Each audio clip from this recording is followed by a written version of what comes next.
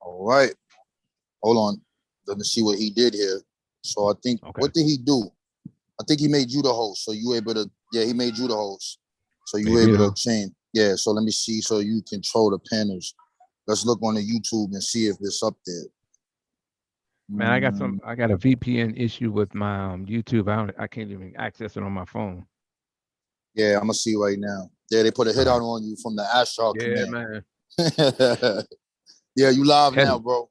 You All live. right, we back. Yeah, Okay. we good. All right. It's on you, player. All right, because I see your picture right here, so I don't know where. Nah, you're good. You'll just see We my good? picture because you on it, but you live now. It's live on the YouTube because I'm looking All at it right, now. all right. Okay, so we're gonna work this together. Okay. So here we go. This You're is here. me. Go ahead. We've been trying to do this for the longest. Yeah, it's been a back and forward battle here. Mr. Bible Man over here. I don't know. He was running from this. I think he ran, y'all. I think he ran in the chat. He don't want no problems. But I think this would be a good bill because for many years we heard about the black-headed people in Samaria. So I wonder if the black-headed people in Samaria refers to people with dark skin. And I guess we are Mm, here with Chuck Morgan to add on about that. Because I used to say, Sa Giga Giga, the blackheads. It's right here. I got the primaries. So right. you can add on about that or how you see that. What made you even, why you even started studying the Sumerian thing and going in depth in it? Oh man. Well, my whole thing with anything dealing with that whole Mesopotamian thing was, believe it or not, watching an episode of Gilligan's Island back in the 70s. There was a episode that I had came across where the professor Gilligan found some tablets that washed up on the shore. The professor, he knew about cuneiform and how to translate. And so you know how the storyline goes. You know they have this little comedy thing going in. So towards the end, the professor was reading the cuneiform characters backwards. He was teaching how to get on the island as opposed to getting off. So in that segment, it just gave like a quick intro on what a cuneiform is and how it works. And from there, I was absolutely fascinated by it because I had never seen anything like that before. And so off and on over the years, I had started kind of getting into it. And by the time I started reading up on, Zechariah Sitchin's writings, of course, Malachi York, um, that whole familiarity was already there. So it just kind of sparked my interest to go a step further. And it wasn't until probably last year that I really started putting a concentrated effort into studying the language itself, the grammar, the history, and all things that is that encompasses that. Because I figured that I haven't come across any quote black Assyriologists for what it's worth. So I was just fascinated with it, and who knows, maybe that's something that I can get into. I'm still young, I got about another 20 years left on the planet, I suppose. But yeah, that was my thing. That's what started my interest in it, going back to the late '70s. Yo, you That's as going, far I back gotta, as I I can gotta, I remember. gotta stop here, bro. You going hard. You got, who is that you got on your wall, bro? You got cuneiform and you got, who's that up the Gudia? Who's that? Yeah, that's Gudea of Lagash. Yeah, that's my man because you know my fascination is during that period where that whole Renaissance thing came in. And that kind of touches on to where this whole Sangiga thing come in. So yeah, that's one that I have in my little studies, my little office section over here. And so whenever I go live or something, I always start up over on this end right here. Right. So I got a question. So before you Mm. get to your presentation. So Sumerian, is that language or script related to any other language? Okay. Currently, as far as what we know so far, it is still classified as a language isolate, meaning that it doesn't have any affiliated languages or languages that is related to a part of a language family. Now, there is rumblings in Assyriology because individuals have been coming forward with uh, various forms that seem to be connected to the Sumerian language. But then again, this has been going on for so on and on and on because there are people you got. This is going to come up because let me see it. Um, Part of that is in within my presentation All or right, even because I one of my previous presentations because they have some people have even traced it to Korean, Japanese. Um, Indian, yeah, I yeah, saw something yeah. with that. Yeah. But there is a process on how this is conducted. So you know, you of course you have individuals who take it upon themselves to try to make that connection in whatever way they see fit.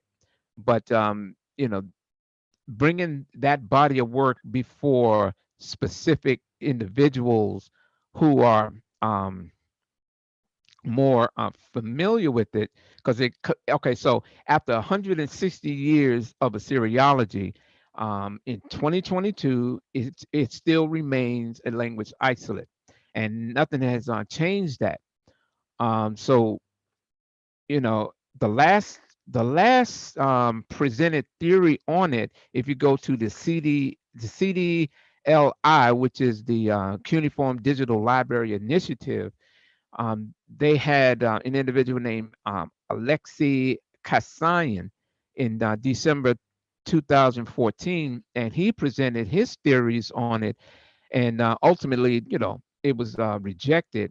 But initially, before that even came about, going way back, they had classified it as being part of a Uralic, Altaic, Finnish type of language, and there was uh, there was a type of a controversy with that, and uh, a couple of scholars or Assyriologists from Finland did their analysis of it, and they rejected that idea. And ever since then, it's been classified as a language isolate. So now, with matter of fact, I got these two books here. Oh no, let me go back to the screen. I don't even think I see. Um, these two books here. One is the Etymological Dictionary of Sumerian Language, Part One, the Lexical Evidence, this book here, and the Etymological Dictionary of the Sumerian Language, Part Two, Semantic Analysis and Indices. This one here.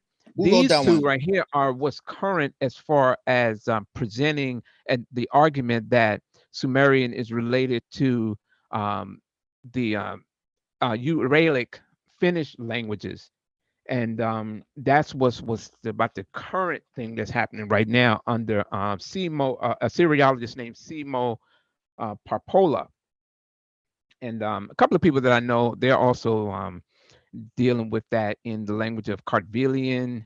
So as it stands now, it's still classified as a language isolate until there is an agreed, Assyriologists come to an agreement as to the origins or language family of which that stems from. So stay tuned. Yeah, that's a deep thing. Um, in terms of, I know you're gonna get into it. So, what would you classify the original Sumerians? What is their ethnic group? Well, see, that's another cloudy area because they don't have any DNA analysis of the say Sumerian remains because of the marsh area and the decomposition, the soil made it nearly impossible to be able to to do analysis and genetic analysis to try to find out who exactly the people were. So that too is something of a mystery.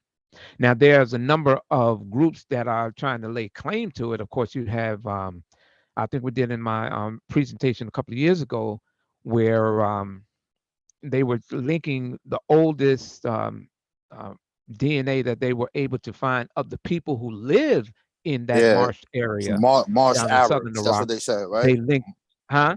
Marsh Arabs, right? Right. So they were linking it back to them, and you have a lot of Arabs that are trying to lay claim to that as well.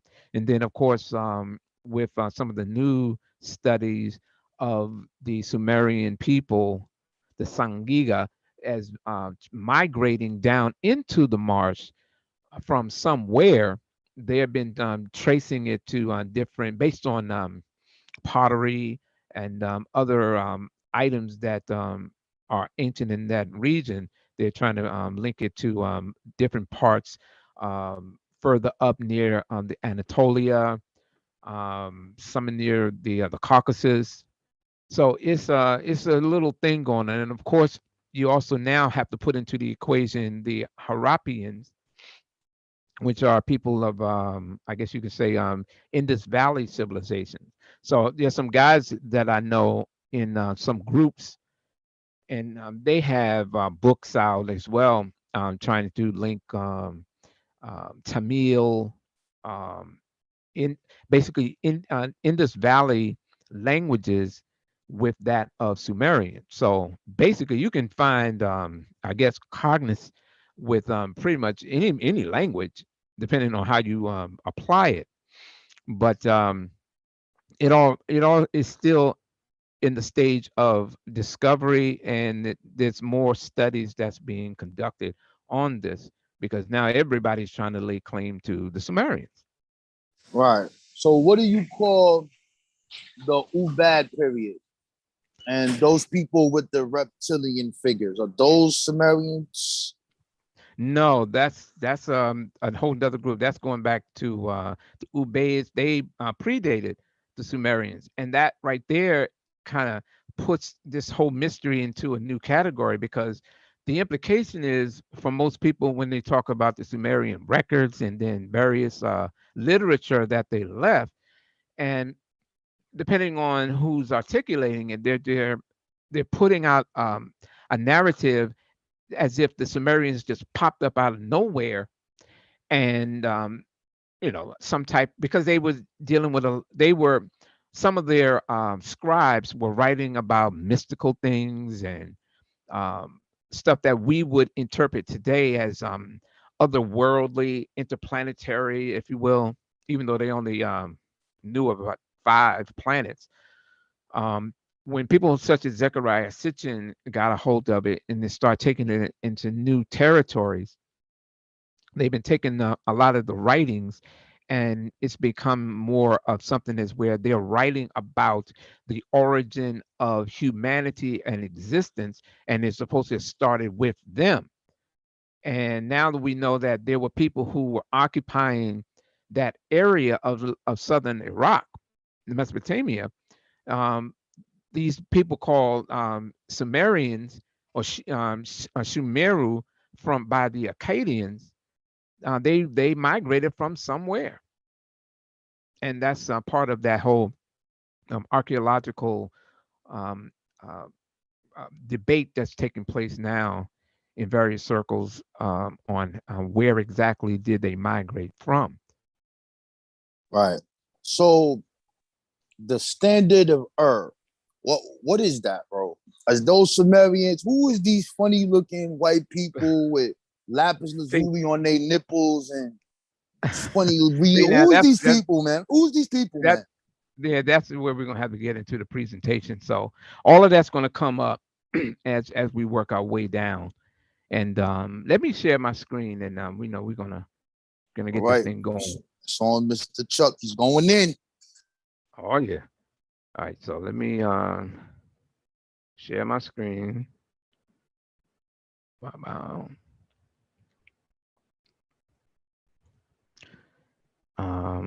Well, let me start with what I initially wanted to start off with, because in some of the groups that I'm, hold on, let me stop this first. Let me try something else because I wanted to get myself off the screen.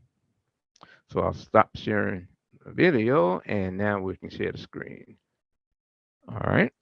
But yeah, as I was saying, that different groups that I'm involved in, and some of the studies, etc. Um, I'm dealing with different people who have different ideas of things, and so we go through these little battles online, and this is one topic that I had come across, and I figured, and I actually started this about a year ago, and I just finished it because you know there's always information that's being brought forward, and I thought it was relevant, and I just added new things to it. But yeah, this is kind of old, but you know it's relevant now because it's popping up in other circles that I'm starting to see as well. Okay, so you see the screen? I don't know if Rob can hear me. I see it. I see it. Okay, because I make sure that you up with. Okay, so uh Kiski and Kuusi, were they the same? And we're gonna explain all of this in a second, and everybody can sit back, enjoy, and relax as we walk through this one presentation and try to get down to some information that could be researched, checked, verified, etc. All right. So now this place, Kish, is a collective name for approximately 40 mounds arranged in an oval measuring 1 point by 5 miles. Occupation spanned the period circa 3000 BC to AD 650. The major excavation was the joint effort of Oxford Field Museum of Chicago Expedition 1923-33, um, situated on the ancient branch of the Euphrates River, 80 kilometers, which is about the size distance from DC to New York. Okay. Kish was one of the city states of the Sumerian civilization. Occupation began around the Jamdit Nasser phase, and the city was of a major importance and in the early third millennium BC, and it declined in importance later, but remained in occupation until the Sasanian period, which is 224 through 651 AD. In Western popular culture, the name Kush comes to us from the biblical narrations of Genesis chapter 10, verse 8 through 9, where it says that, and Cush begat Nimrod. He began to be a mighty one in the earth. He was a mighty hunter before the Lord. Wherefore it is said, even as Nimrod, the mighty hunter before the Lord. All right. To date, there have been no excavations by archaeologists containing Sumerian literature with the names Cush or Nimrod as told in the biblical narrative.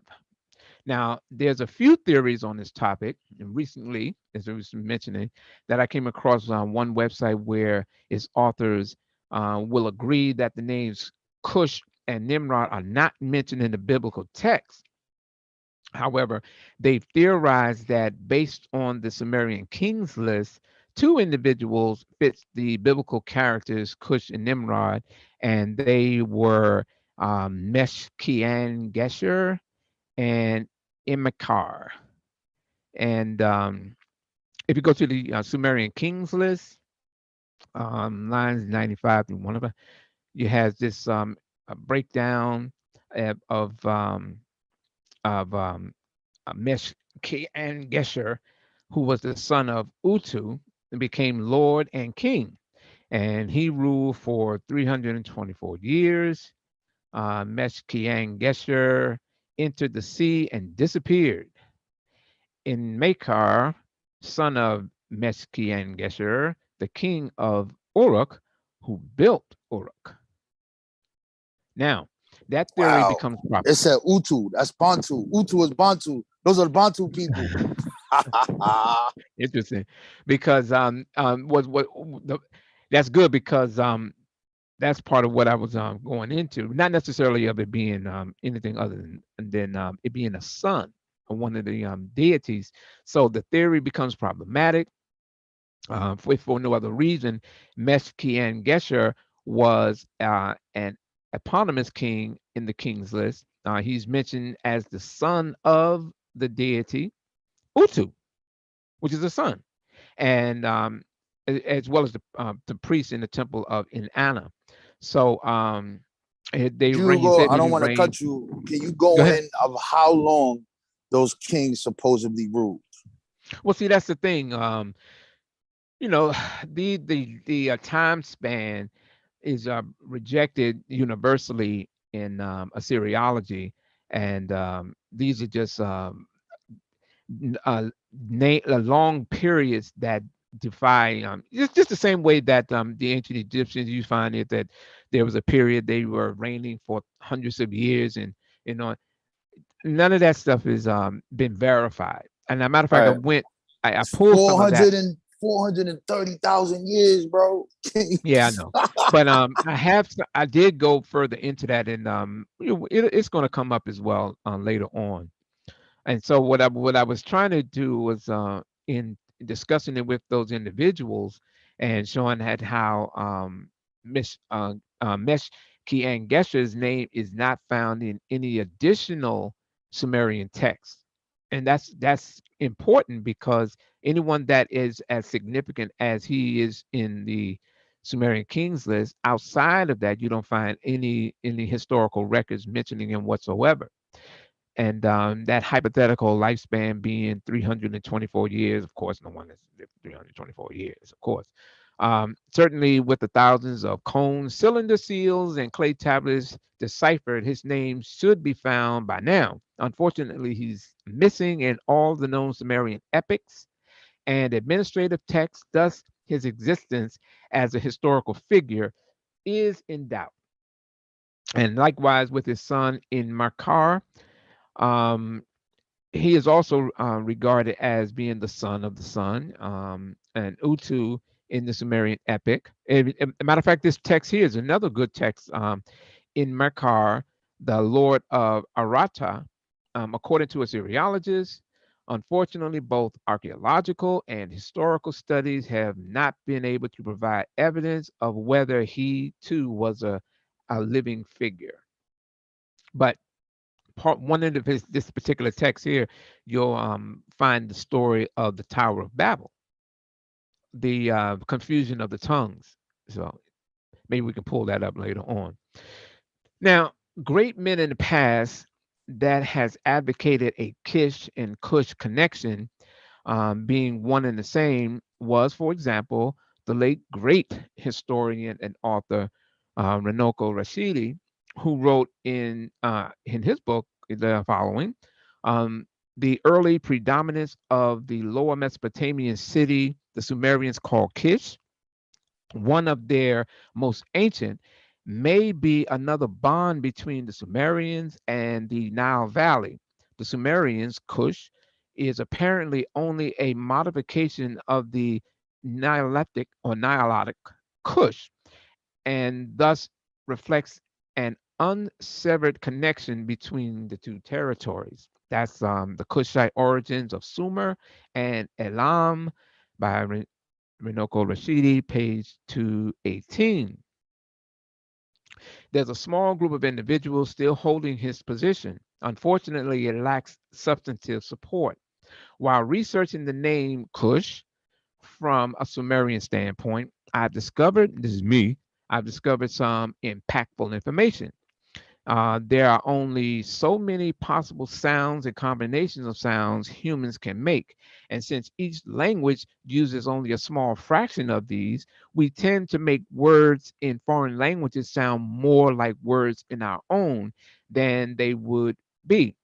Many similarities in names and words are purely coincidental and do not show any sort of historical, etymological, or cognitive connection. Now, with that being the case, there are three key words in Sumerian relevant to this topic, and they are, and this is going to be the first time this has ever been done on YouTube, anywhere, live. And this is important because it really gets down to something that we all can relate to at this point when it comes to this topic. So we have, of course, Kish. You can see the syllable Kish here in the cuneiform. Then we have Kush or Kush. This word here, Kush. And then we have Kush 2. Now, this is very important to know for anyone who's reading this. As we go further, let's take a look at something interesting. All right. Here we have, of course, Kish, Unicode number 121A7, and it's defined as totality, and its attestation can be found in an administrative text, TS 0881, dating to the early dynastic period of three, the early third dynasty, A period, circa 2600, 2500 BC. Catalog source, you can see is 200, 11204, early dynastic 3A. And nothing regarding this word can be linked to Kush of the Bible nor Northeast Africa. And for more information, you can, of course, go to the openly, richly annotated cuneiform corpus, where this is dealt with in great detail. So I wish I could share, but uh, nevertheless, there you have it. You can see it on later on. You can do your research, or just go to the website and just put in a search for Kish. Next, we have the word Kush. Now, if the Sumerians truly wanted to say to the world that they were, quote, black people as a racial epithet, they would have simply stated it in a text. And for the record, they did mention those with black skin, which ironically are the words Kush Gigi. That's right. That's right. So you have the word Kush Gigi, which is the word for skin, because this word Kush here is a determinative for skin. So as a determinative for skin, e.g., skin, leather, body, the word Kush can also be found textually in the following. So you have Gigi, black, and you have Kush Gigi, describing black skin. Now, specifically, this is talking about animals, not human beings. Now, this term is only found in a Babylonian tablet and not the Sumerian text. And now I have it right here, the primary publication, ASJ 09, 289, and 291. Lines 1 through 2, for example, states the following: Kush Gigi, black leather, Kush Su for A, which is red leather. And you can go to the Muzi and Nishtian Anna in the electronic text corpus of Sumerian literature, where you'll see it right there. You'll see, is it Kush Niti Ki Durna, as you can see, but this is what you wanted to focus on right here. You'll see that they have it right there in the sentence: the skin of her buttocks. But she spoke not a word to them. They poured tar in her lap, but she spoke not a word. The only point I put this there is because I wanted you to see where they do have Kush in the text. Now, finally, we have the homophone Kush 2, meaning to be tired, fatigued, exhausted, or to be out of breath, according to John Halloran. Now, this is another word that, although has the same pronunciation of the word Kush in English, it too has zero to do with an ancient people of North Africa. Kush, as a word, does appear in Sumerian and Babylonian literature. However, there's no connection whatsoever to the Kush or Kush of the books of Genesis nor Africa. So the text that mentions all of this has a list of various items, leather goods, livestock, metals, etc. However, nothing mentioning human beings having black skin, let alone Kushki. Now, for greater detail, of course, you can go to the digital corpus of cuneiform lexical text. And as I guess if you can stop the video and just type it in, you'll be able to pull the same thing up. Okay. So what I did was I showed this is the page itself, and of course if you go to that website, you can pull up the actual text. You'll see the clay tablets itself, where it's transliterated, translated, and you'll see it for yourself. And of course, you see that each one here has kush, kush, kush, kush, kush. These are determinatives making reference to something. So the skin of a gazelle, the skin of a young gazelle, mountain goat's skin, a fallow deer skin, stag skin, bison skin, wild sheep skin, chameleon skin, skin of a mountain chameleon, mongoose skin, and so on and so forth. As you can see, Kush is a determinative. It's put there, and the following word is identifying what form of skin they have here in this particular text. When you go there to Orak, you'll be able to see the details of where this word is found, the lexical meanings. You'll see the actual text itself, and so forth. And of course, you have the number so you can pull it up. Okay. And then this one, by the time it gets down to black, here we have it here, Kush, Gigi, where we see black leather. You have Kush, Shufora, which is red leather. So I think that is pretty clear that we see that this determinative Kush here is in reference to leather, skin, etc.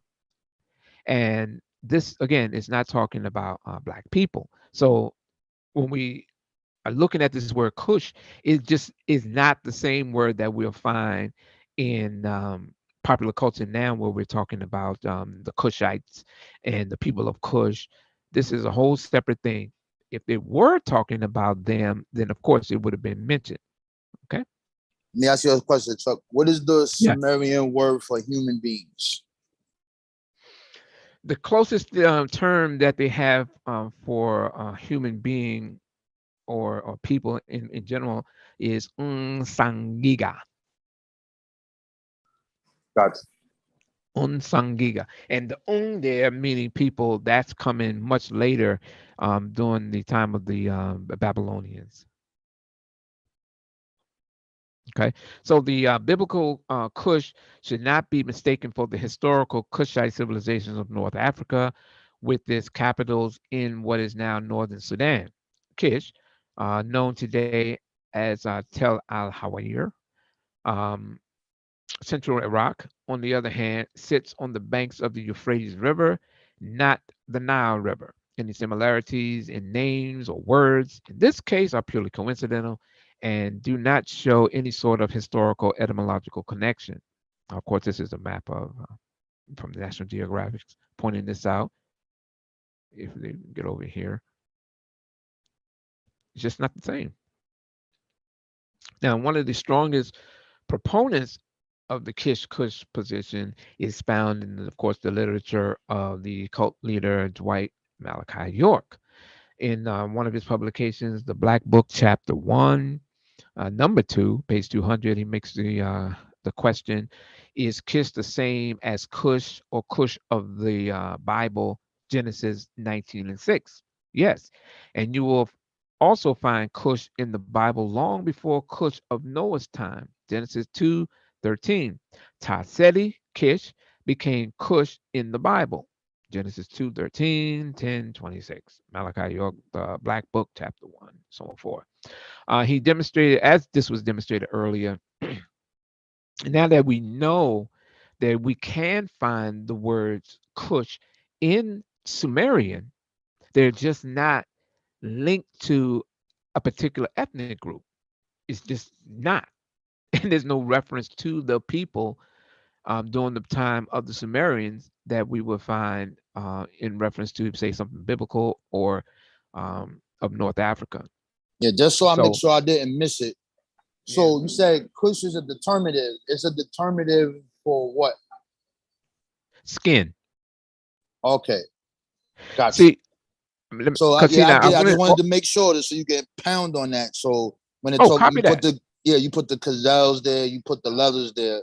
So it's a Yeah, determination for a skin of something, but never people. yeah. Not now. Got That's Kush. That's Kush. That's Kush one. Now Kush two, if I can find it. Oh, this Kush two is a term that's found in various texts as a reference to being tired or exhausted, fatigued. And you can find that if you go to the electronic text corpus of Sumerian literature, you'll be able to pull that up as well, and you'll find multiple texts that uses this word. And of course, it's in context. You'll see that it's making reference to someone being tired, or there was a case where someone was running and he was exhausted, and they use that term "kush." But this is it was a revelation to me, because being able to find this is like, whoa, look at this here.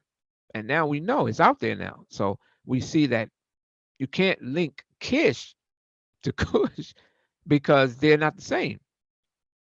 And then there is a word, Kush, two words for Kush in the Sumerian language. And neither one of them identifies with African people. Okay. So where did we end off at? Yeah. So after the flood had swept over the land, the kingship had once again descended from the sky, and the seat of kingship was in the city of Kish. So yeah, the Sumerian kings list mentions Kish dynasty, and this was of an important primary source at the time on at least the chronology of um, the establishment of Kish. So there. So just do some if you do some research into the Sumerian kings list, you'll be able to see that there's still it's some of the things that they're discussing on it. They'll use bits and pieces of it, but not all of it as being accurate, especially when it comes to these odd years spans of human beings. The Sumerian Kings list informs us that Kish key, because Kish, of course, is a determinative for a land. That's what you'll see whenever, and it's not pronounced. So when you see Kish there, when you see Kish key, to the reader, if someone's familiar with the Sumerian language, you'll see that key there, and that's just to let you know that it's making reference to a city and not a person.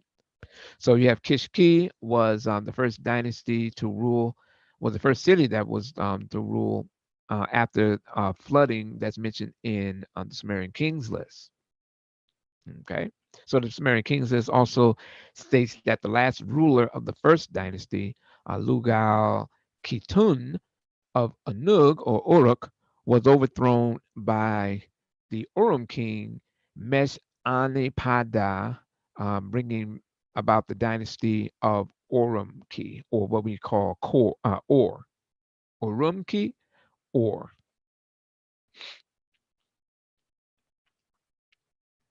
And this is something I brought up because it was mentioned. I was watching someone who was talking about that, and I just added this in there because uh, Gush or Gush, no, Nush, because here's what's interesting about the Sumerian language. You see these, this is a little thing over top. Um, it's not a pronounce that the way that Assyriologists or Sumerologists have it currently in the books, that uh, it's not like g, like you make the G sound, but it's more like a like like a throat sound, you know, like uh, sangiga. The way that it's spelled in English is it doesn't do it justice. It actually makes like an ing sound, like ing sangiga. So yeah, like nish.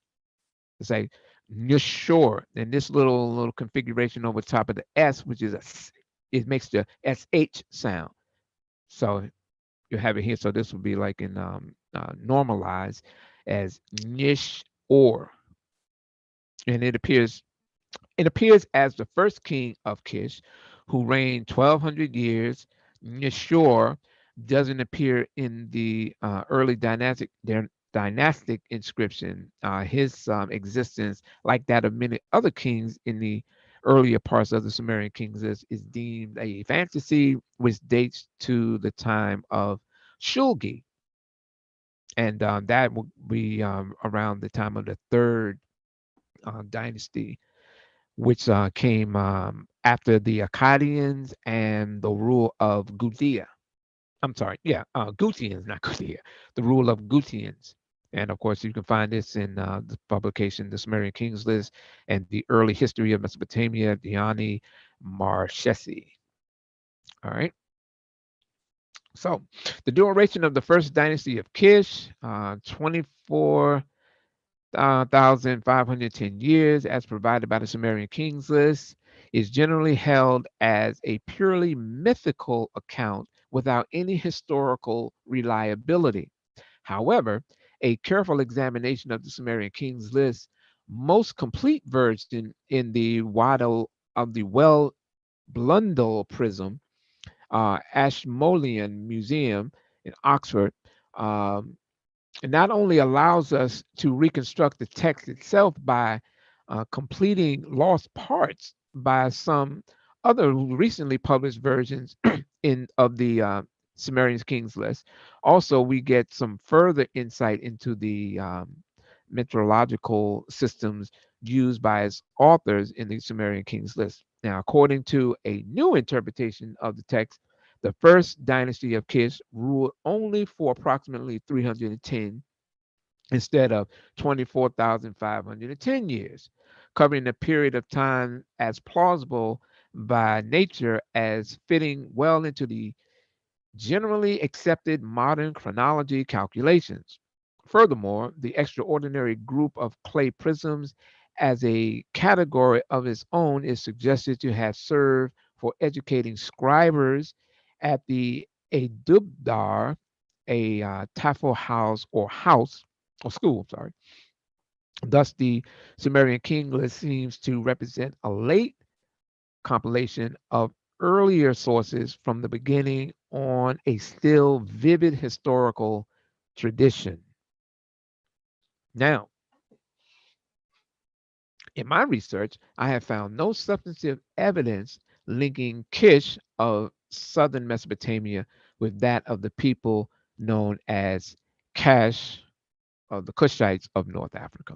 And of course, we see the kings of the 25th dynasty of Kush and the Karma Museum.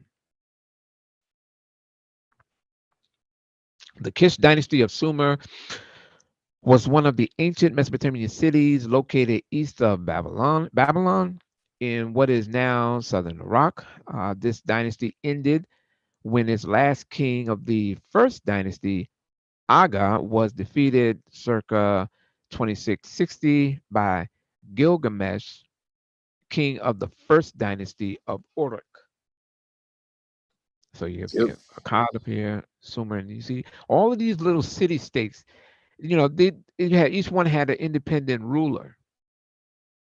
You know, and by the time that the Akkadians under Sargon, they pretty much was all up under that rule. But when we go further down in the area of Lagash, they were pretty much isolated from a lot of what was going on in the north. And when the Gutians had defeated the Akkadians, they were taking over. Again, the city of Lagash. This is where the majority of the writing. This is where a majority of the Sumerian literature on history started coming out. It was coming out of this area here, Lagash, which was pretty much isolated, and they fortified their territory, which prevented them from being taken over by either one of these two groups. But you can pull that up. And I thought it I thought it was worth noting that in the Sumerian kings, that the only female to rule was of Kish. Kubaba is the only female ruler who has ruled in the early days of the third dynasty of Kish during 2500 and 2330 BC. She ruled after the Great Flood, following the defeat of Sharumeter of Mari, and some historians link her with the fourth dynasty of Kush. But the whole point that I put her up here because I just wanted people to take a look at her features. I just thought it was pretty interesting during that time of Kish. She just didn't have what we would classify as traditional African features. Not even dealing with the color of what they have here, but just little things to take note of. You know, the hair, the unibrow. Yeah, I think you get the point. So the Ashurbanipal inscription of the first Egyptian war mentions specifically the king of Egypt, who was at the time Taharka, the king of both Egypt and Kush. The inscriptions on the Rasum cylinder of Ashurbanipal mentions his first Egyptian war. And I thought this was another necessary part that was relative because it's important to that you realize that he identified them by name. Now, by this time, Sumer is gone. Okay, so this is dealing with a whole different period, going to the Neo-Assyrian periods. So they had a word, and they identified the name Korkuusi, and not Kish in Mesopotamia. So um, here you have this is right in the text. I forgot I had it highlighted, but I'm using a different computer, so I wasn't able to find it on my other computer and put it up here, and I didn't have time to pull it out. So they mentioned Taharka, Kemet, and of course Kish, and it's Kish is Kuusi, Kuusi or Kish, erroneously referred to as Ethiopia in earlier translations.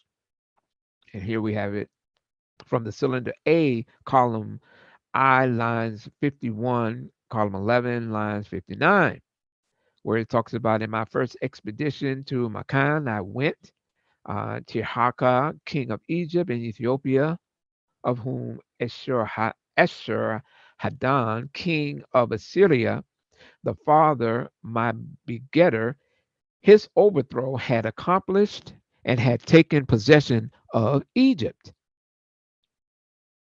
So here we have it, right here. They mention it by name, but this is not coming. This is not a Sumerian text. I just wanted to make that clear. So this Egypto-Assyrian war was well documented in Assyrian literature, even celebrated, beginning with Ashurbanipal's father, Esarhaddon, who kidnapped members of Taharka's family, and of course left his decapitated son of Taharka, Ushunk Uru, taken from the victory steel or stele, the victory steel of Ashur Hadan 671 BCE, located in the Paragam Museum in Berlin, Germany. Any questions, Rob? Ah, you So, good, bro. You good. all Keep right, cooking. all right. So, this is try to wrap this up. So, of Tehaka, king of Egypt and Cush, I slew multitudes of his men, and I smote 5 times with the point of javelin, with wounds, no recovery. Memphis, his royal, in half a day, with mines, tunnels, assaults, I besieged. I captured, destroyed, I devastated, I buried with fire his queen, his harem, Ash Ash'ankharu, Ash'ankhuru, his heir, and the rest of his sons and daughters, his property and his goods, his horses, his cattle, his sheep, in countless numbers, I carried off into Assyria. The root of Cush I tore up out of Egypt, and not one therein escaped to submit to me. And that's the victory still of Ashurhadan, line 580. This is in the ancient records of Assyria and Babylon by Daniel D. Luckenbell, PhD, professor of Semitic languages and literatures of the University of Chicago, Volume 2, Historical Record of Assyria from Sargon to the end. All right.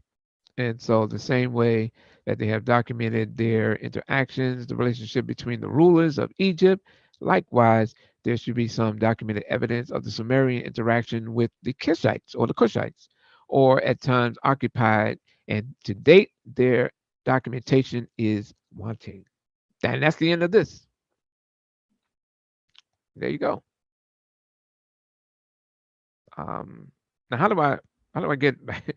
How do I get You back? just you just put unshare. Copy that. All right.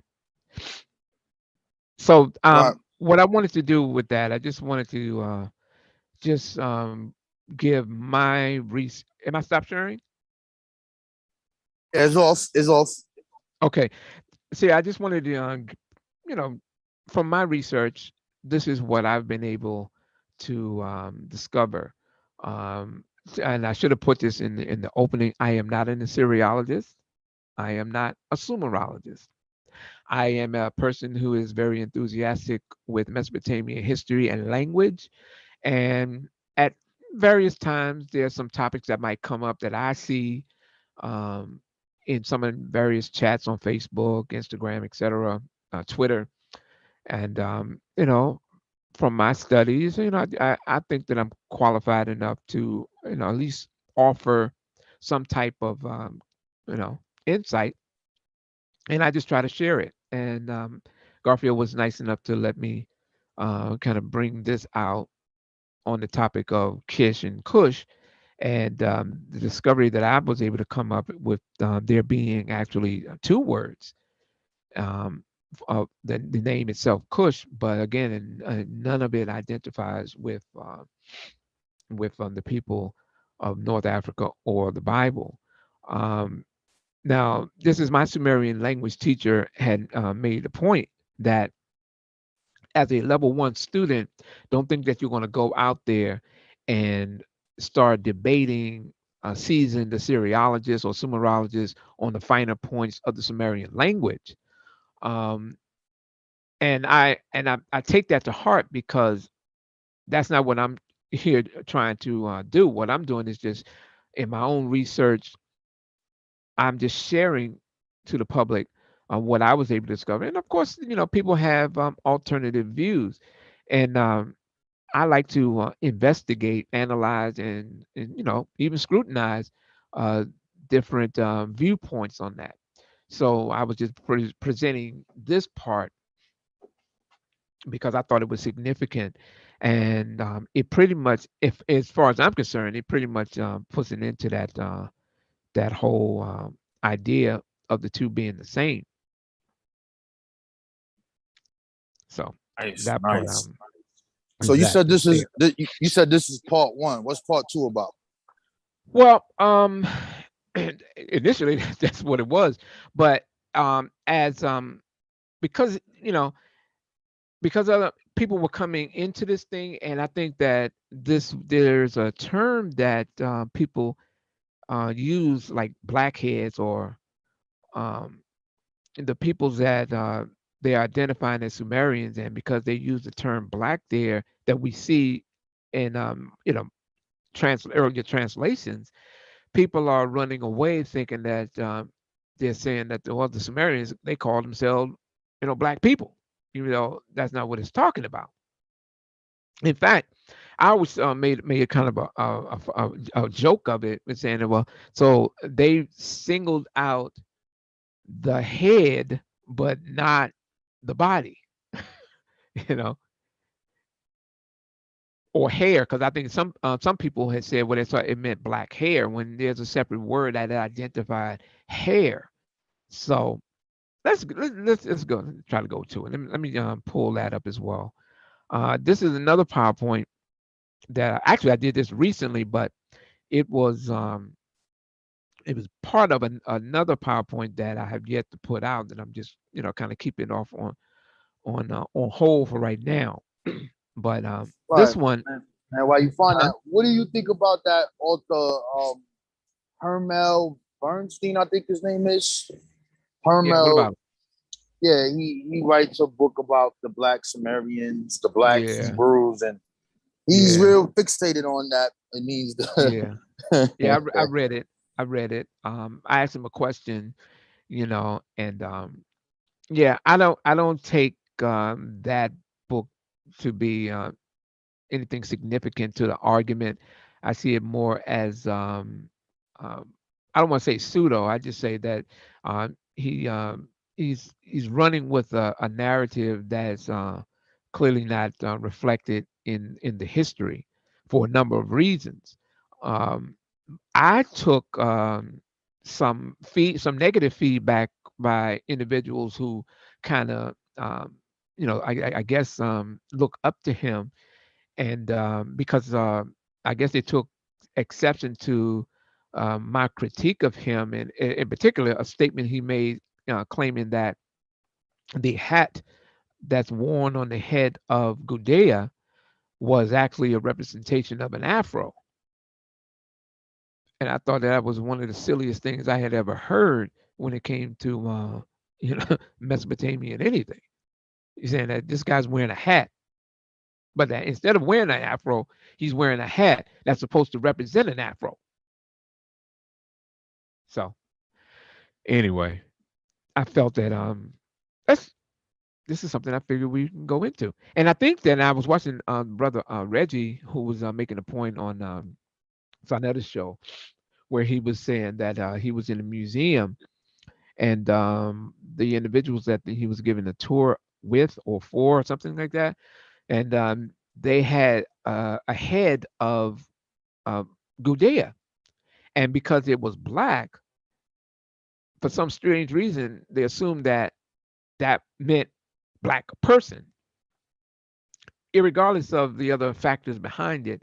But just that one on what's that stone called? Daradite? yeah, Darite? yeah, that right. You got it right. That Yeah, that black particular stone. statue, yeah, that particular statue happens to be, and they reattach the head to the body, but that particular head is sitting, I think it's in the Metropolitan Museum of New York. But they don't take into account all, like this. Here's another one, because a lot of these discoveries, the heads was severed from the bodies from transportation or being in the earth and when they were excavated and so forth. So here's another representation here, but this is not a blackhead. You could tell. So let's go into it. So the purpose of this PowerPoint is simple, is to bring some clarity and context to the use of the term Unsangiga, better known as the black-headed people. This name, blackheads, is currently used as an implication and as evidence that the ancient Sumerians regarded or called themselves black people. In an online conversation with Sumerologist and author of Sumerian Lexicon, John A. Halloran, and the Syriologist, Professor Nicholas Postgate, University of Cambridge, regarding the term for Sumer, Kiingi. A key point Halloran makes is the need for the proper defining of the term Sangiga, blackheads. So Halloran states, if you look, and this you can go to John Halloran's message board, and you can just pull it in. What's it called? Sumerian.org, I think it is, where you can find this conversation and a number of other important explanations that he gives based on textual and the linguistic factors. It's very informative. And this one here says, if you look at my published lexicons suggested reinterpretations of Sangiga as having originally meant native persons instead of its literal meaning of the black-headed, you'll see that I am open to consonantal, consonantal assimilations gradually changing words which were then reinterpreted in the popular understanding and writing. Postgate, well, you got to read it in full context, but in essence, well, in fact, I think even both those instances can be taken as locatives as suggested by B2 prefix in line 2 and by the electronic text corpus of Sumerian literature translation in Sumer in line 21. And do by all means cite me. I am happy with it. If you read the full dialogue, he supports the idea of changing that literal blackhead to it being identified as native peoples or indigenous persons, local people. That acknowledgement by Halloran and Postgate is significant because it's in agreements with the old interpretations of this word sangiga being outdated, largely because there's no evidence supporting the literal interpretation. Now, nowhere in the entire corpus of Sumerian literature do we find evidence of Sumerians, the ruling class or otherwise, being black, Negro, African. Therefore, it's illogical to conclude based on a 2022 interpretation of Black that this Bronze Age society would refer to themselves as such, singling out just their heads as Black rather than a more substantive term for the entire body or person being Black. And even if it did mean a black skinned person, it wouldn't necessarily mean a sub Saharan African person. So this is based in part from my previous PowerPoint that I did, I guess, a couple of years ago, um, where you have the lives of And what Sumerian is, sculpture. Huh? did you bring up that guy named Peter Hogan? Peter Hogan. Peter Hogan. Oh no, you didn't bring him up. No, That's I my don't. fault. No, I didn't bring that up. So, it is only in modern scholarship that a Sumerian people were I hate that designated. picture, man. I hate that picture. I just go, hold on, bro. I hate that picture, bro. I hate that Yeah, goddamn picture. yeah, I hear you. It's only in modern scholarship that a Sumerian people were designated according to the definitions of race and ethnicity. The lives of Sumerian sculpture in archaeology of the early dynastic temple by Gene M. Evans. This was recommended from an Assyriologist that I had questions on the topic. Uh, the words of Gene rings true because it's the old 1990s racial interpretations by urban opportunists to make the Sumerians part of a racial class, black, solely based on this one word in English, the black-headed people. Hence the need for clarity. In 1939, uh, philologist Thorkley Jacobson wrote an important article reviewing the evidence for Sumerian Semitic conflict in the third millennium BC text, dismissing notions of a racially construed warfare.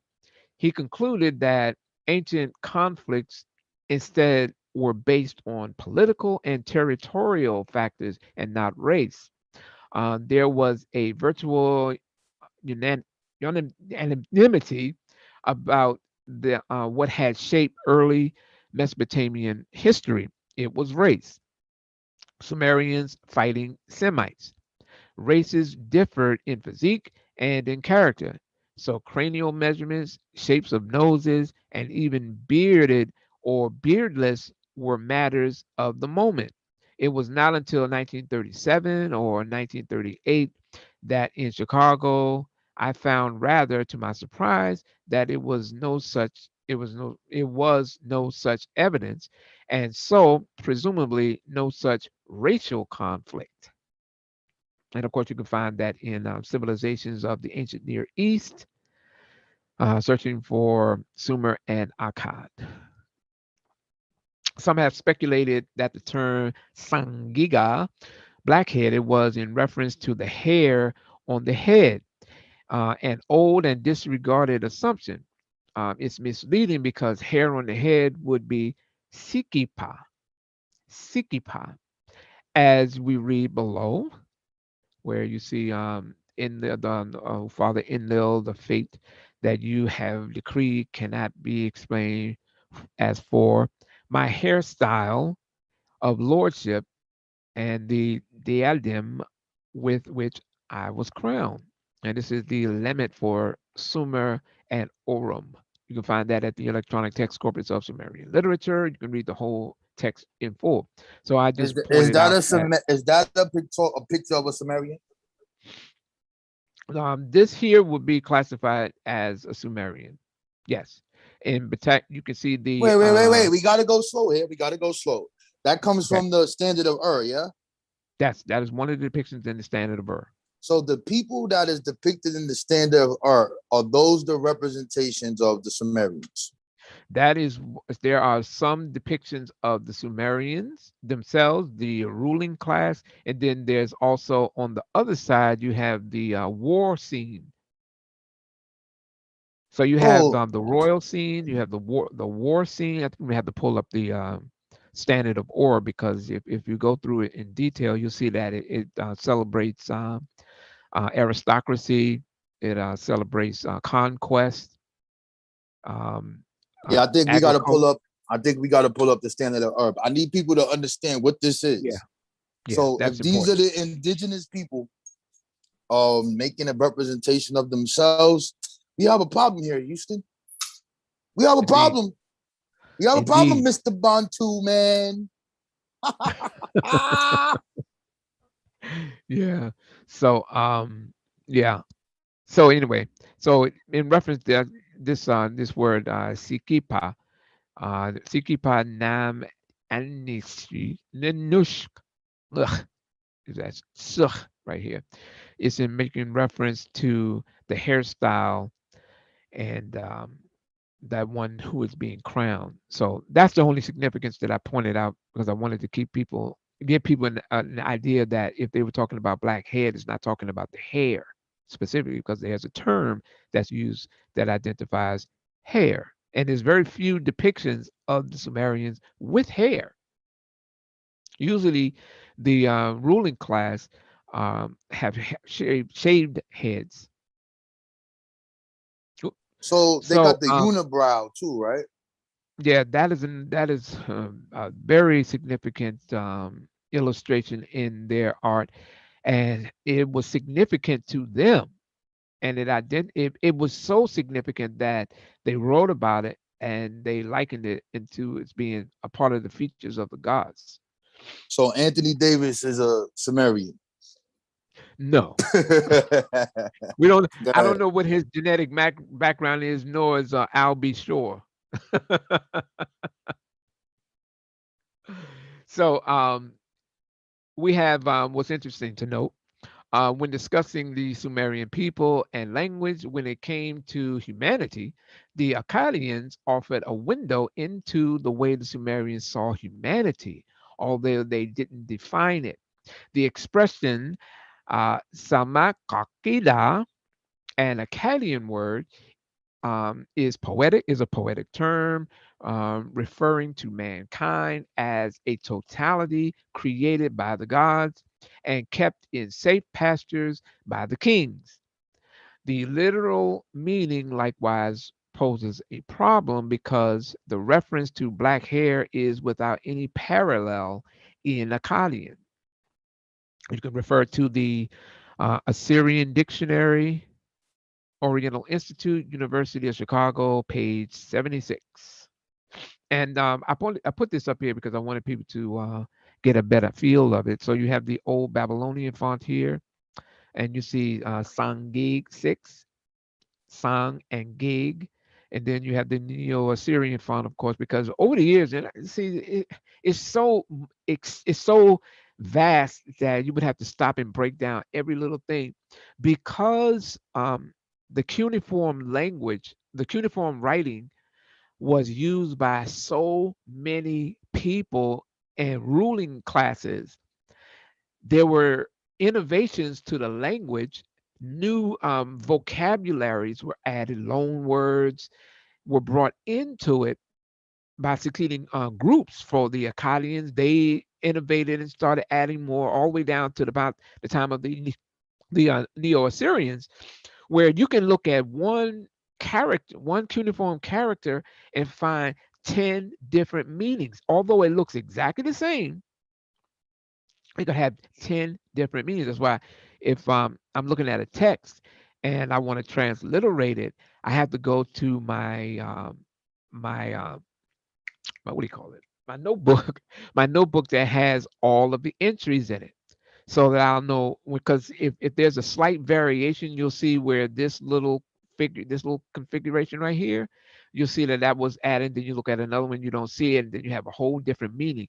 One little thing like this, if say this is missing, it would change the whole text, because everything had a significant meaning, and depending on the period of time that the people who were using, say the Akkadians, the Hittites, the Amorites, people who were living in that region, because the cuneiform writing has spread so far and wide, many people were using it, and then they having just like you would say, someone in Spanish is writing, and although they're using the English or the Latin letters, it has a whole different meaning than what we would read in English today. I'm trying to get. I hope that kind of gives you an idea.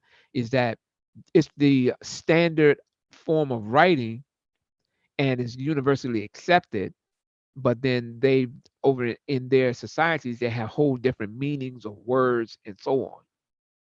So this word sangig and zamat kakeda are basically the same word. So you have blackhead, humanity, this right here, and in Akkadian is a term used when referring to native Mesopotamians, and the Sumerian equivalent, of course, is sangiga. And if you notice, let me put this right here. Let me hide this. Um, didn't go through anyway. So there's this little bend in the end right here. You see that little hook, raw? I see it. That's I right. see it. Yeah. And when they are when they're transliterating this, in, instead of having to put this little figure over it, that cuneiform sign. Oh, there it is. It's better right there. It's pronounced with the sound, like sing. So when you say sangig, and it's probably odd to say it as English speaking people, but from what we know, as far as how the grammar is laid out, and I'm not going to change. I'm just following along the grammatical rules, and that's it because I'm trying to learn the language. So according to the grammatical structure of it, this is how you pronounce sangig, sangig. See? So in the following slide, you'll see that the term sangiga has been corrected and replaced with the proper, sensible, and more plausible term for accuracy. So this again is coming from the digital corpus of cuneiform lexical texts. Um, as you can see here, Sangigi or Sangiga, humankind. Here's the translation. Of course, you have the transliteration here. This is where they have it standing to today, and that would be the Akkadian equivalent there for humankind. When we see that term saying "Gi Gaga," that's Akkadian. That's not Sumerian. Sangiga, that's Sumerian. Okay. Uh, Sal Zamat Kakida, that's Akkadian. Okay. Just wanted to make sure I got that. Zam All right. Zalmat Kakida. And the word for black is Gigi. Gig, yeah. Okay.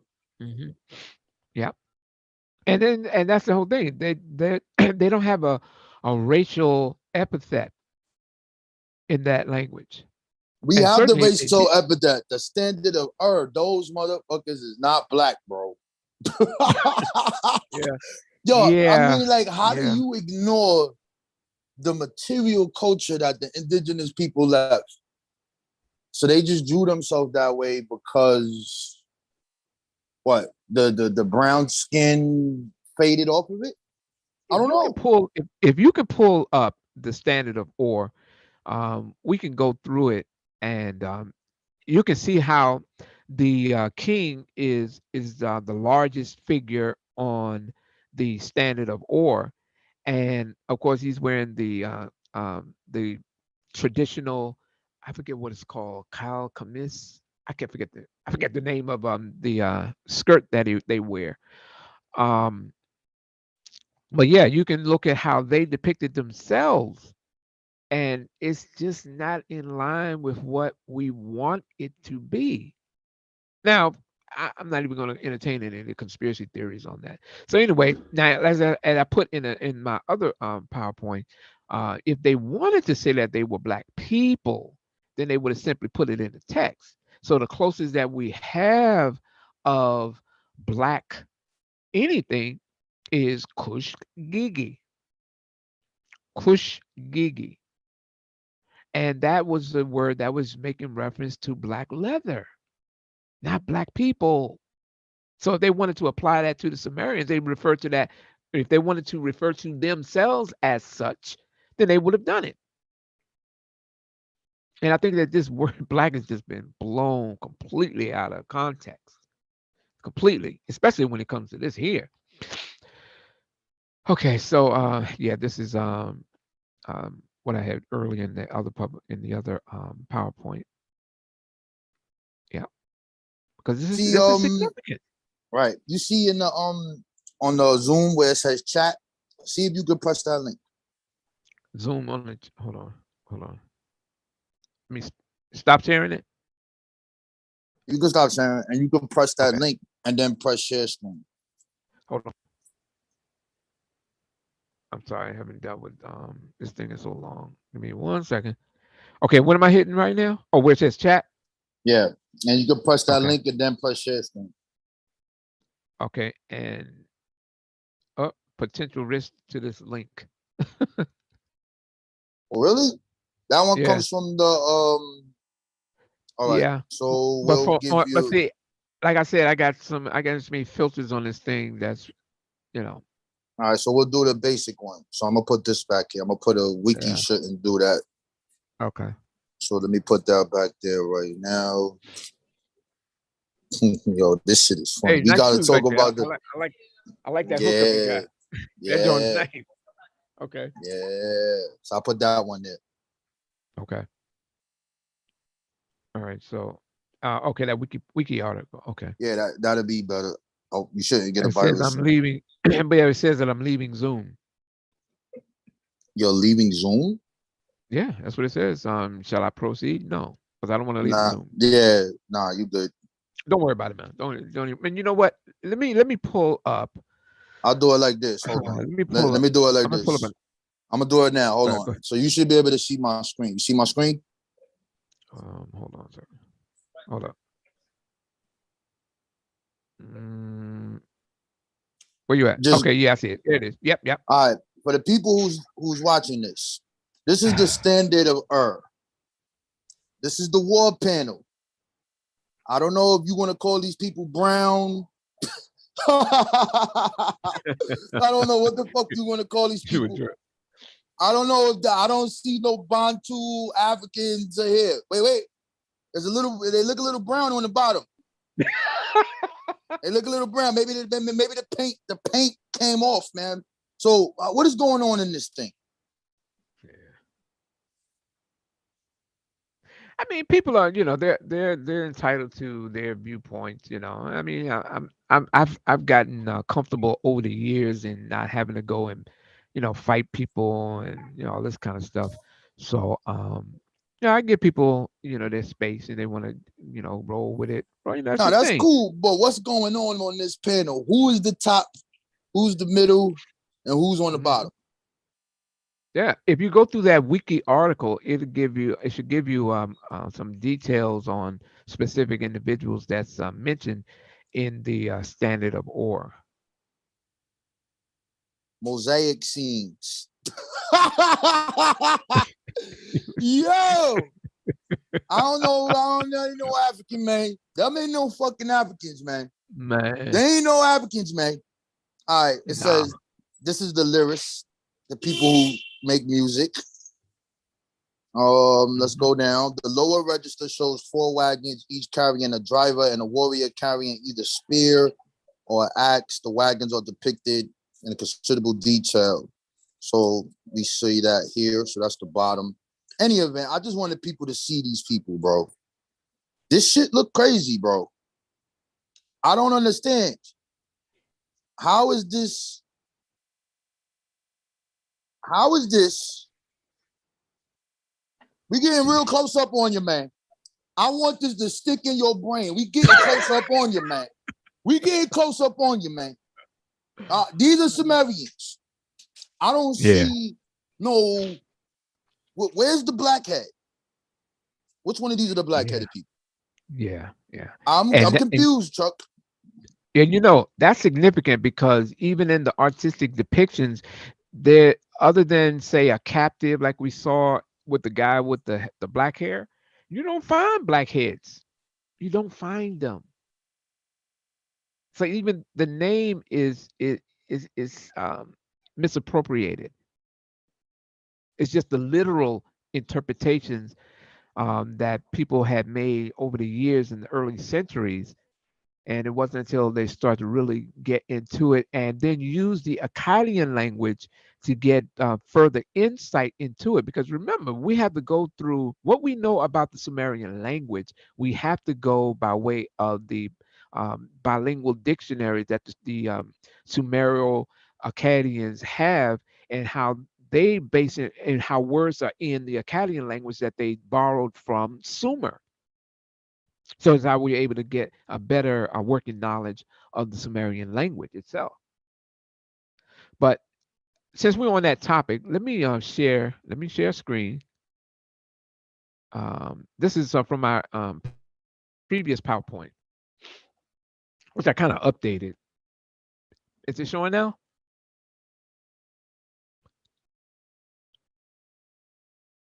Yeah, it's showing out. All right. Um, yeah.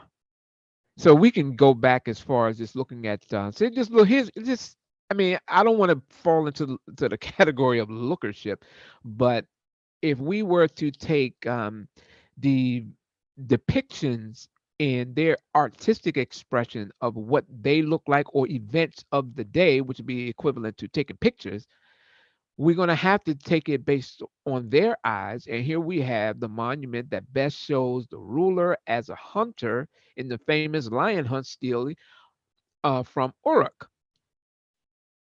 And you can find this in the Art of the First City, the third millennium. I have the first millennium BC from the Mediterranean to the Indus, page 23. And we look at these people and you say, okay, hold up, let me mm, let's look at this. Let's just look at this real quick. You know, their depiction, the people of Uruk, was slightly different than the later innovations that the Sumerians, by the time they took over that region. You see these guys, you see the beard, you see the little hat they wear. Still, I'm not saying Hey, African. man, that looked like a pallet, man. I think the Egyptians stole that from them. That looked like in a pallet, man. Well, how old is that? I think that the normal pallet came from that, bro. Really? The Warwick, ancient Iraq, Uruk, in Jemdet Nasser period.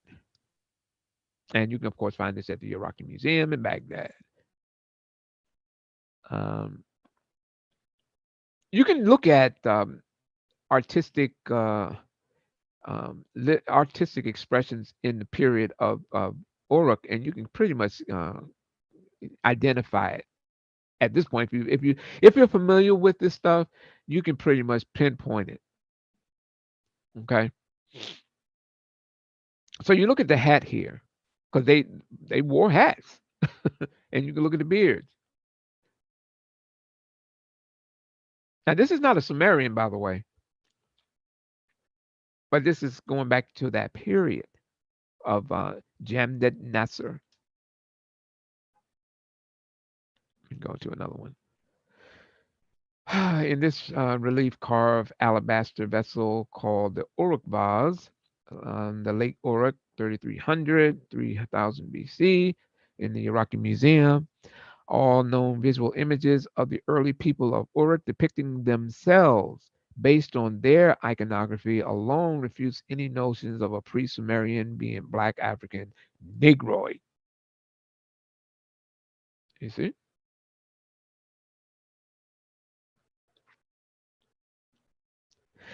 I mean, I mean, how far do you have to go with this stuff?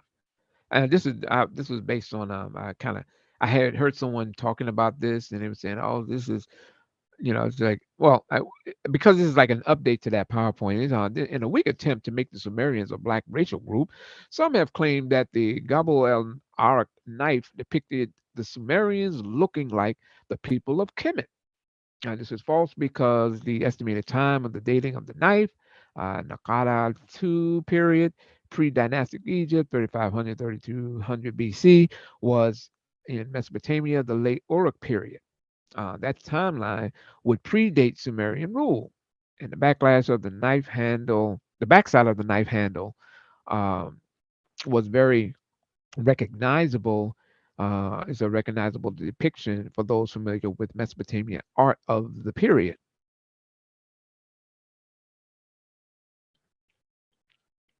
So, just to give you a better, kind of a close up on this thing, this was the standard appearance.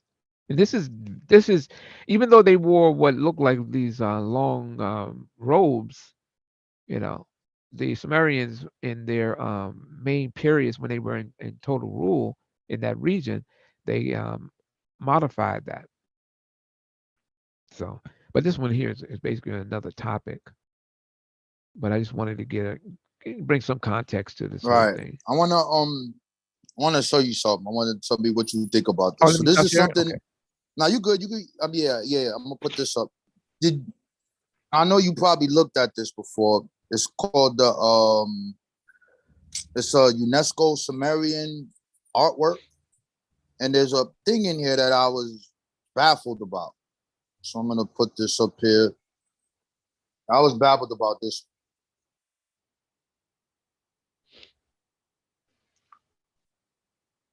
Just wait for it to load up.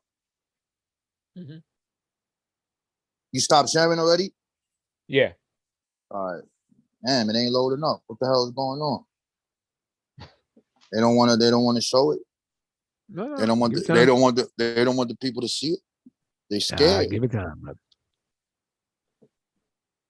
Hang So in this there. is It's coming. interesting because I saw something that looked at it. It's a person that's laid down like a pharaoh with the arms crossed, and it has like the it's like it looked like an Egyptian burial. Damn, man, it's not. Oh, there you go. All right. So this is from the UNESCO library. All right. Mhm. So Yeah. let's get down to the book. We waiting for this shit to load up here. Mhm. All right. So let me get to the end of this. This is something that I used a long time ago. So you see them? You see that? Let me make Yeah. it bigger. Can it go bigger? Will it go bigger? Yeah, mother effers. You gonna get this Help work. me out with that. You gonna get this work today. You gonna get this work today. So this is supposedly these people, but I want to find that thing. I believe is at the end of the book. So there's your Ubaid period, right? That's that reptilian looking shit. See that? Yeah. Hold on. Hold on. Yeah. Yeah. There's a whole book on that. That shit look crazy. Yeah. Yeah. People kind of went into a whole new world with this, saying that those are some extraterrestrials. The Sumerians were Or dealing it with. could have been, someone with that disease that makes that cone type head. I forgot the name of it, but yeah. And you got this right here. See that? Yeah. Now this one fucked my head up. What the hell is that, bro? I don't know. I've never seen that one before. Yeah, son. So this is supposed to be Sumerian shit. I don't know, I Komet. would. You got a I would. problem, Kamisha. Kamisha, you got a problem. Did I would you have steal to. this shit from the Kemet? Did you steal this from the Sumerians? I don't know. There's these weird looking people. They go that thing, sky, funny Yeah. looking ass people. Look at this shit, man. Like, look at this. From the Africans, man. Look at this Yeah, my nigga. man. My man got cankles. Look at this. Look at this nigga. Look at this chick. Yo, she ain't got no African waist, no Uh, buttocks. What the hell is yeah. going on here, man? What is this? Now, this was interesting, this thing. I don't remember this, so I would have to read it. I think this is what you showed that I think is a base or something. And Oh, the yeah, this vibes. Yeah. yeah, this is a interesting. Yeah, there they go again. Look like some off. Yeah. Look like some pair of playing cards. All right, so they go that stone they using that diorite. I guess those are black people, right? Yeah, yeah. That's when people see anything that's carved out of that was it diorite. I can't Yo, the remember the Sumerians are the pronunciation. origin of the headband. You heard? Yeah. That's the headband Yeah. right there. That's the origin of the headband. They go these chicks. Look at this shit. Look at these people. Yeah, they And were this is from classified as UNESCO. shepherds. Where's this Yeah. funny looking broad? Yeah, but this is what it is, man. I just wanted to show that. But what Yeah. do you think about this one? I'm gonna send it to you later because I don't Yeah. remember the Yeah. thing. Yeah. I like I to would look into probably it. I don't feel like reading or trying to find where that shit is at. But that was Yeah. interesting, bro. That goddamn thing, man. It looked like a Egyptian burial.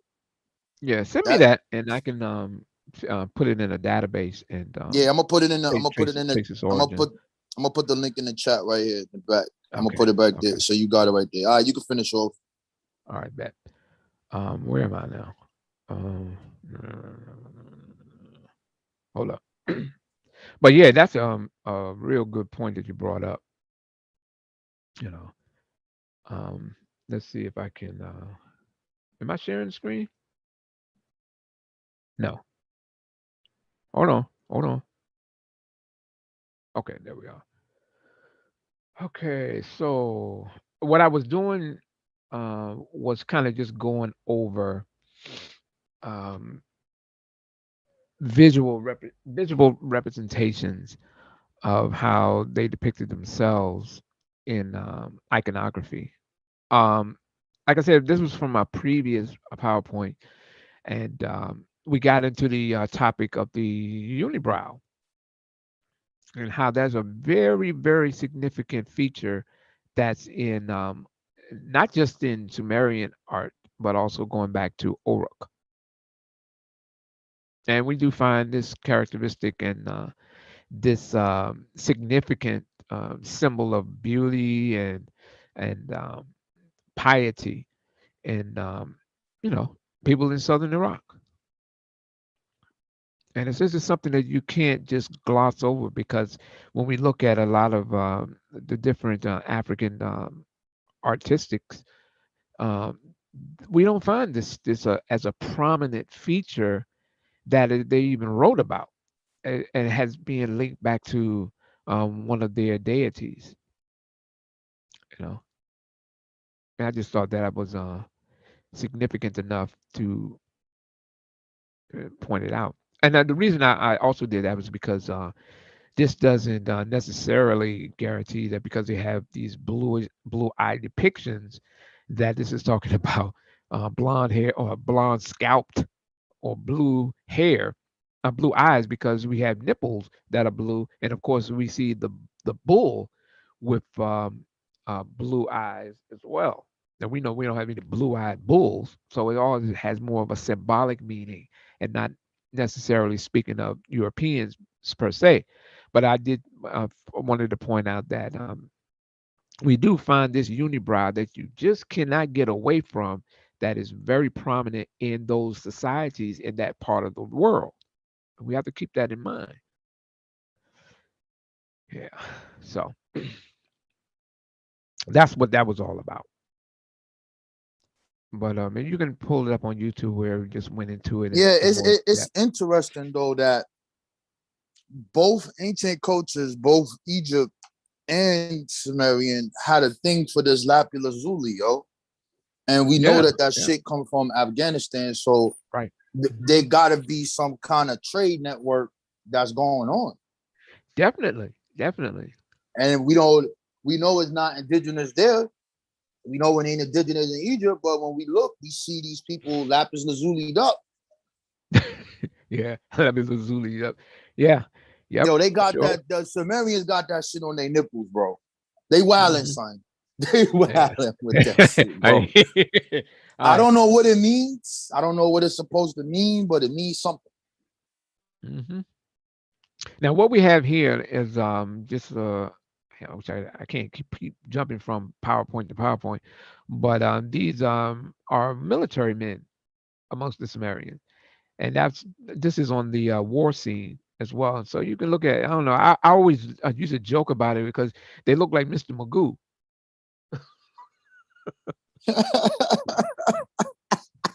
you know, Ah, got that those are nose. your Africans, boy. Those are your Africans. So yeah, that's you can't just ignore what we have here because this is how they viewed themselves. So anyway, it's important to note that the Sumerians never gave a real definition of human beings. Instead, they describe human activities and his place in the world order. After the first creative phase, man behaves like a beast. Only in the second phase does he get the instruments for the establishment of culture. Ultimately, he becomes human by a gift from the gods. So the term Sangiga, blackheads, can, can we can consult its entry in the electronic Sumerian Pennsylvania dictionary too, where they give an extremely detailed history behind the use of this and the textual references to them. So the top of the page will give a list of all the known spellings, syllabic and logographic, for the word in question, followed by a quick graph showing what time periods each was used. Underneath is a quick list of the time periods the word is attested for, each of which is a hyperlink to the text where it is used and can be read. So for Sangiga, we can see that its earliest attestation as Sangig is in one text from the Or 3 period, also called the Neo Sumerian Empire, a 22nd to 21st century BC middle chronology. Then there's 45 texts, which appears during the Old Babylonian period, one in the Middle Assyrian, three in the Middle Babylonian, five for Neo Assyrian, and one for the Neo Babylonian period. And clicking each of the period hyperlinks opens a menu of the text. So clicking the name of each text will take you to an available transliteration and translation. And there's often identifying information here as well as the time periods, provinces where the tablet was discovered, important names mentioned. So for Sangiga, the text is a royal inscription written during the reign of Lugal Sud Suin. The king Shushuan was the fourth king of the Or 3 period and the son of Lugal Shulgi, King Shulgi. And this represents the earliest known use of the word right now. So we may discover and translate an older tablet in the text decades from now that uses the word, but until such time, we can't say the word or its meaning applies to an earlier cultural period other than the third dynasty of Or. And the reason that's significant is because when you talk about the third dynasty of Or, that is that period of what they refer to as the Renaissance period, where I've heard some individuals I think I forget the guy. He wrote a couple of books. He's always, as a matter of fact, he's arguing now, talking about spaceships or what do you call it? Um, Helicopters in Egypt. It's a brother, and he said that those depictions of the Sumerians looking like we see on the Standard of Ur, that was during the Gutian period, and that was those are when the white people would talk about. But no, this is the first use of that term. The earliest use of Sangiga goes back to the Renaissance period. So it's not a term that we find going back to the first dynasty of Kish. We don't find it. It was very little that we can ascertain from the second dynasty of Sumer. And during that Renaissance period, when the literature just began an explosion, and the building of pyramids. I guess I wouldn't say pyramids. I guess we can say those institutions that they started erecting. All that came during that dynastic period, and of course, Lagash, that area again was pretty isolated from a lot of the turmoil and warfare that was going on up in the far north with the Akkadians and the Gutians, who later came in and kicked the Akkadians out. So where did I go? I went too far. Okay, so I thought I wanted to point this out because again, this is the earliest reference to the use of the word is first found in one text from the Ur 3 period. Now, Shu Shuan, the royal inscription, you can see it right here.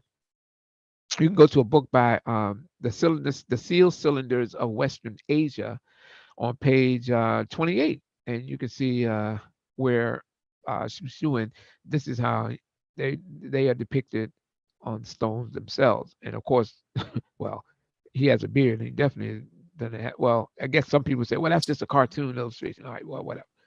Yeah, Anyway, Chuck, my joint is about to drop off. I got Garfield back in here, but you good. I okay, want you to keep going in. I'm gonna jump back on probably in 10 all minutes. right, But yeah, all right, man, that'll like work.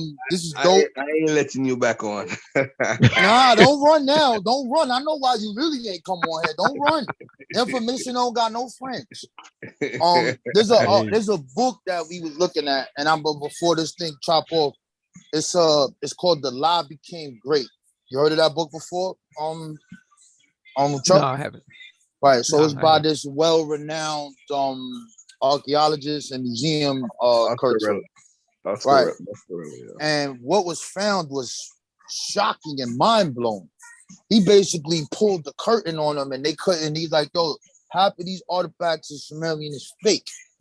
And then he started going on how the people was making the fake clay tablets and all this other stuff. I was like, wow. Yeah. Yeah, man, it's damaging. It's Hey Chuck, damaging. But yeah, man. one thing you forgot to bring up. What's that? And I think it's very important. And me and you Mhm. talked about it before that Oh, let me stop sharing. none of these people would care about Sumer if Kush wasn't mentioned in the Bible and the whole Garden of Eden craziness attaching Kush and Nimrod. If it wasn't for Yeah. the whole Nimrod is from Kush, nobody would care about no Sumer. Nobody. Mhm. I agree. Talk I about agree. that, bro. Talk about that. Yeah, it goes back to that whole story because, in the whole biblical passage where it talks about the mighty hunter, Nimrod, and that whole establishment, uh, you know, that's that's a part of the foundation. And so, if you take them out and you don't have the historical reference to them, then it brings into question a number of other stories that are mentioned in that text alone. You know, so yeah, that's Rob on is funny. You see him sharing the screen. Rob on is that's funny, yo. that's one of the things that And we by the should way, too, take into I don't know account. if you notice, Chuck, that you see that what he's showing on the screen, that thing that they wear, Yeah. That's one of the things that they would tell where they're from, Right. because that's a cultural thing that they're wearing. Hmm. So it's not from actually Mesopotamia per se, but there's Hmm. areas surrounding where they came from where they used to wear Yeah. this type of thing. So Yeah. that's an identifying marker. Just Hmm. like how the unibrow, genetically, I could tell what type of people they are. But That book, the book that you had referenced, uh, remember it was a really thick book. Um, soon I can't remember the name of it. I can't remember. I had just quoted it. I can't remember, but it talks about that.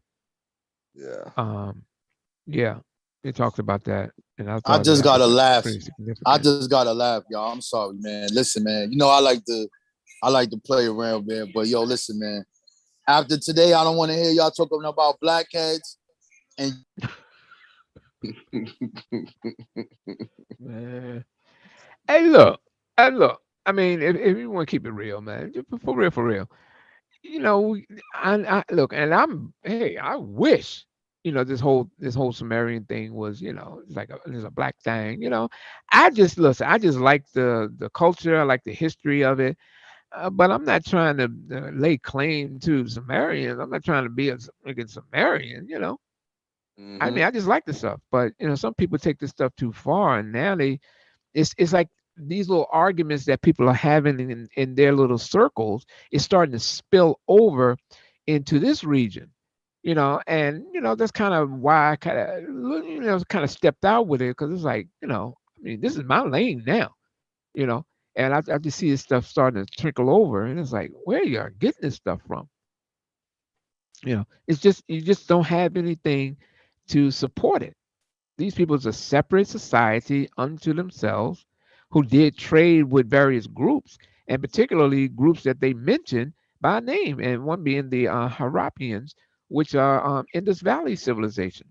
Hmm. Now, I've had little, I wouldn't call them debates. I had discussions with guys who are familiar with the language of Sumer, and of course their cultural language, Tamil, and they point out various things, saying that this is similar. Look at the cognates with this and that, and then, look at the regular sound change with that.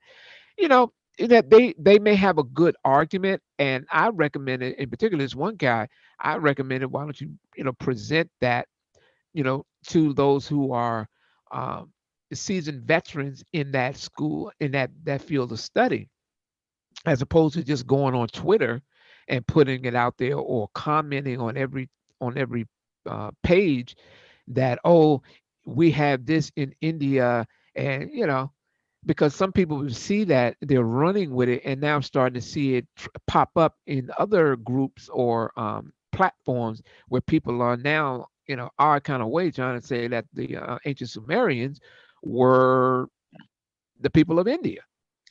Well, but didn't Razib Khan, his DNA stuff that we watched, that 35 minutes, didn't he imply though that some of the people may have come from that region, genetically speaking? Which one are you talking about? Razib Khan, when he did that show on the studies in antiquity, he had done a DNA study about the people from Mesopotamia and all that stuff, and the I, Sumerians. You remember that yeah, I one? heard that. But I don't remember it too much. But from everything that I have found on this, and in my research, they don't have any DNA studies of the Sumerians. They may have, like, was it live? Matter of fact, give me 1 second. I'm gonna pull this up. Um, what They they actually have some grave sites. Penn State have a research where they actually were able to get DNA, but they've never come out with a study. And these were actually live Sumerians. science. Yeah, Yeah, live science did. they've never came out with a study saying these Right. people are the Sumerians and Hmm. this is their DNA results and all that stuff. But I Yeah. mean, I know they did collect a number of people from Yeah. Yeah. from in Sumer, but I've never seen a report from the actual Sumerians. Yeah. Yeah. I agree. So that becomes a a worthwhile topic that I think that some people are now entertaining, but we do find references to the people in that region, especially when it came to trade. You find multiple texts that they talk about trades and the lapis and other. Matter of fact, I had a PowerPoint that talked about that. Where's that thing at? Give me one sec. Um, yeah. Um, wow, it cut off right there. But yeah, they do talk about them in there, but not that that is their place of origin. Matter of fact, the Sumerians don't even give their origins, and that's what the big puzzle and everybody's trying to figure out. So the Sumerians received lapis lazuli from Arata lands that surrounded in Makar and Lugabanda, identified with Aratra mentioned in the Vedas and the Mahabharata text. The Harappan colony, um, short to I can't pronounce that, is near the Lapis mines, and they're in a book called The Roots of Hinduism, the early Aryans and the Indus Valley says the Sin word Karlar goes back to Proto-Dravidian Kalu, Kalar, meaning soil, black land, reoccurs as an attribute of Meluha in the Curse of Akkad, which describes events in the times of Narim-Sin, lines 43 and 50, people of the foreign lands or the foreign countries bringing goods to the city of Akkad. So they make reference to um, these peoples of the Indus Valley bringing these items into Akkad as a form of trade. So Hmm. it is documented. It's definitely documented. But I have yet to see anywhere where they're laying claim and saying that we are from the names of the regions like Meluha. I don't know if that's a Sumerian or Akkadian word, but we don't find that reference in the text. Mm-mm. But of All right. course, everything is up for debate because it, you got there's always new discoveries, and even with some of the things that we thought we knew a year ago, we're finding additional information because things are constantly being discovered and updated. As a matter of fact, if you see the tiger, you see the Euphrates rivers dried up. Hmm. They have a team of archaeologists there now that have found multiple texts that's going to go through decipherment because as the water recedes, they're finding all of these documents there.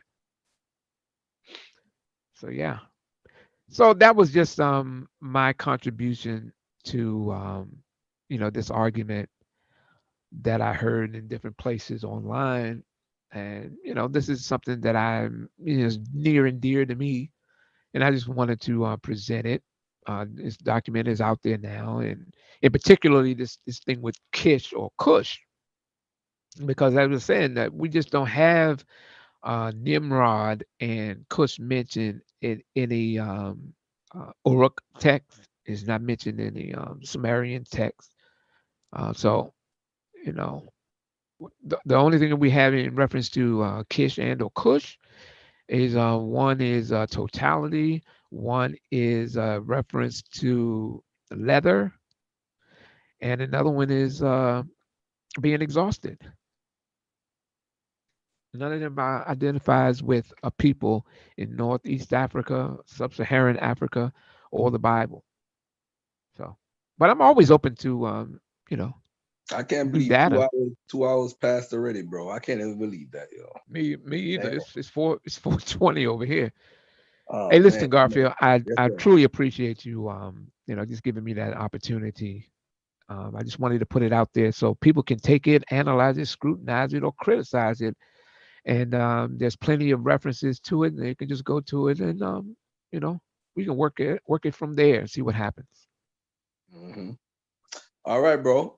Hey, ladies and gentlemen, man, appreciate the work. Share it in Yeah, all sure. forms of social media, and let's get this word out, man. This is a beautiful, beautiful discussion. And thank you again, Chuck. Thanks a lot, My ladies and pleasure. My gentlemen. pleasure. Thank Peace you. and love, And man. Rob on. Yeah, Rawborn, thank you for standing in, and peace and love Yeah. to everybody out there. Peace.